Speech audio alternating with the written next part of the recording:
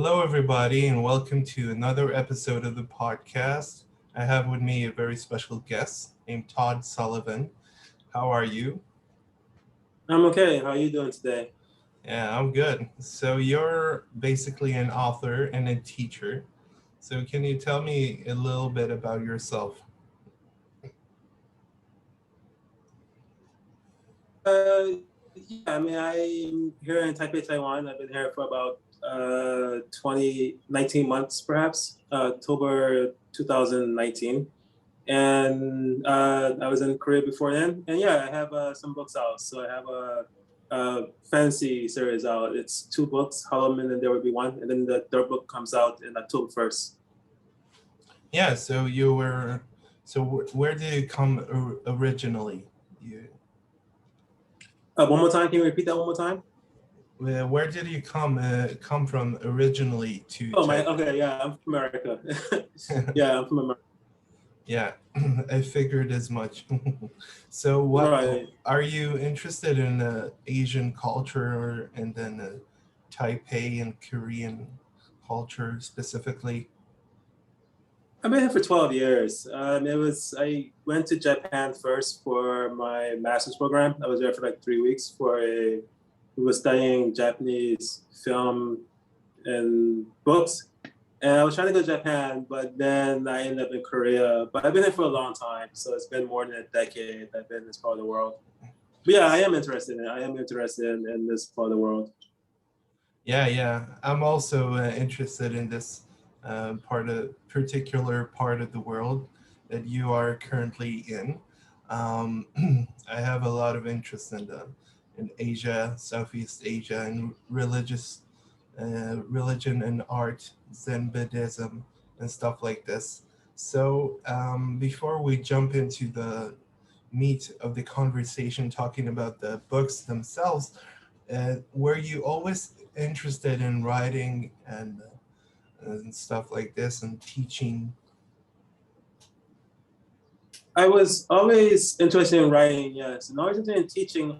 I suppose so. You know, in high school, maybe in ninth grade. My high school started at eighth grade, I went to a private school. So when I was in high school, I taught elementary school students very basic character development and plot development, very basic through the game D&D. Do you know D&D by any Yeah, chance? of course. Dungeons and Right. Dragons. Right, so I taught them writing through D&D, and that was when I was, let's see, ninth grade. I guess you're maybe 14. So I guess maybe from a very early age, I was interested in teaching, and I taught fencing. I did fencing for a while in America, and now I'm here teaching English. So you are a dungeon master, a teacher, and then author. Well, I haven't played Dungeons and Dragons in a very, very long time, since high school. But I suppose once upon a time, yes, I was. Yeah, a lot of people who are really, really talented and are very intelligent, I think, play those kinds of games. They practice a lot of scenarios, shall we say, that prepare them for real life. Yeah. Right, yeah, George R. R. Martin, the guy who did Game of Thrones. I don't know if you're a fan of Game of Thrones, but Yeah, he was within really deep within the community. And when you look at how his books developed, you can definitely see how Dungeons and Dragons had very big influence upon the development of his series. yeah. So, can you tell me a little bit about your time in the Korea? Why were you drawn to this culture? How are you fitting in this culture? Because it's a very monolithic culture in a sense, culturally and otherwise. So, how do you think you fit in, and were you attracted to this culture? That's true. Korea is probably like 95% Korean. There's not a lot of different type of races or ethnicities in Korea besides Koreans. My attraction to it, again, I was after I did my master's program, I was actually aiming for Japan. I was trying to go to Tokyo, back to Tokyo, but Korea was hiring many English teachers 12 years ago, and Japan then and now hires very few English teachers, and so it's simply easier to get a job in Korea. And so I don't know so much. Before I went there, honestly, I didn't know anything about Korea. I may have known that Seoul was the capital, but beyond that, I didn't really know anything about Korea. But over time, I learned quite a lot. And everything I've had published in the last 8 years, all takes place in Korea. So I guess I do have a good deal of interest in the country now. Yeah, do you like Korean horror films and stuff like this? I saw my first Korean film was Old Boy. Have you seen Old Yeah, Boy? yeah, of course. The Yes, masterpieces.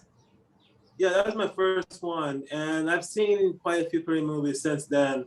Korean horror, yeah, I mean, I do enjoy it. I've seen Train to Busan, right? Train to Busan, and a Yeah. few others. I do enjoy it. Yes. Yes, so let's talk a little bit about your books. What are they about? Who are the characters? What is the target audience? Why did you write the books? Well, the fantasy books is basically about a group of young men who live in a place called. Are you familiar at all with Korea? Are you? I know A you just little said you are, but bit. are you A familiar? little bit, yes. So Korea has been, and then at the bottom of South Korea, there's an island called Jeju, and that's where I lived for the first 5 years. Hmm. Jeju.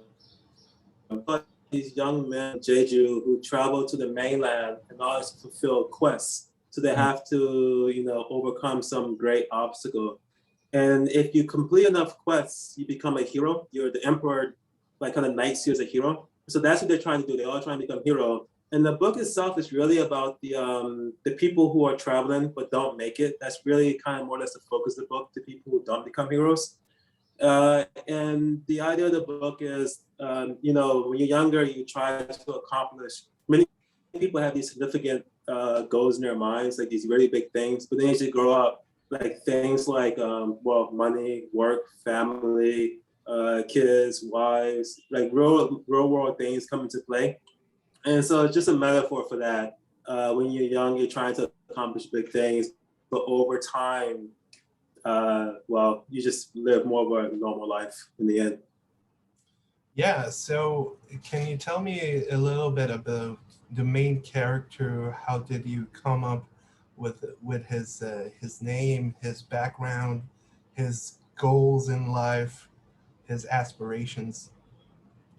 Well, the main character's name is Hajun, and he is supposed to be a very muscular person. And he's covered with scars that his father gave him from a very young time, as his father drove him to become, because his father had this dream of his son becoming the hero. His father's like a farmer, had his dream of his son becoming the hero, and so he drove him from a very young age. And as a result, Hajun has a lot of anger inside them that kind of influences a lot of his decisions. And so that's basically him. And then there is, in the Hollow Man, there is a soldier who is a husband with a young child. And he's more or less just kind of like a working man. There's a monk who is the spiritual aspect of the book, of that first book. And then there is a knight who is a politician's son. So those are the four main characters. And then the person who records their adventures is a foreigner, actually, and her name is Windshine. And she is in each book, there's usually about 4 to 8 young men, and then there's her, who's kind of the center of what they're doing.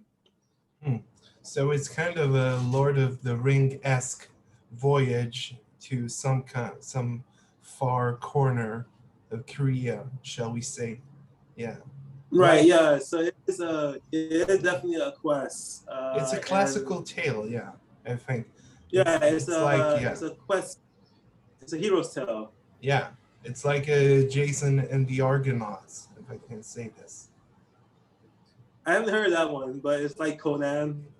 I've heard Conan the Barbarian, and it's like quests tend to go very similar ways. I mean, quest fantasy tends to go very similar way. Actually, Game of Thrones wasn't a quest fantasy. I guess kind of was. They were trying to get the throne, but that kind of wasn't. But yeah, quest fantasies tend to go in a very similar way. Yeah. So are you working on something new, or do you leave writing for a different time or later on? No, right now I've been writing a lot of poetry and essays for the last 5, 6 months.